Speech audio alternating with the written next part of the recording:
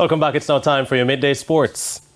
JFF President Michael Ricketts says the Federation is now urgently trying to source funds to make payments owed to the reggae girls before the World Cup. The JFF General Secretary Dennis Chung had earlier said that the money would be paid once the Federation receives payments from FIFA as well as money from sponsors Adidas during the World Cup. But Ricketts says following a meeting with the girls, that timeline has been shifted forward.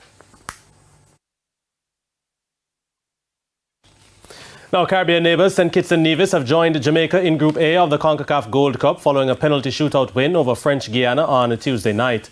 Tiquani Williams gave St. Kitts and Nevis the lead after 41 minutes, but after the half-time break, French Guiana drew level from the penalty spot in the 53rd through Arnold Abelinti. Now, with no more goals in regulation time, the match was decided from the penalty spot, with St. Kitts and Nevis prevailing to secure their place in the group stages of the Gold Cup for the first time. Trinidad and Tobago and the USA are the other teams in Group A. The Reggae Boys will open their campaign against USA in the opening game of the tournament on Saturday. West Indies coach Darren Sammy has urged his players to be positive from the start as the team prepares to take on Nepal on Thursday in a crucial Group A encounter in the ICC 50 over World Cup qualifiers in Zimbabwe. The Windies were far from impressive in their 39-run win over the USA in their opening game, and that has led the former captain to ask for more intent from his players. Yeah, I was pleased with the victory. We come against Nepal, a team who's on the rise. They've been playing some good cricket. So again, we respect all our oppositions, but we focus on the things that we want to do as a team and focus on the direction or the brand of cricket that we want to play. This will be Nepal's third game in the group after their 8-wicket defeat to Zimbabwe in the opening game, followed by a 6-wicket victory over the USA on Tuesday.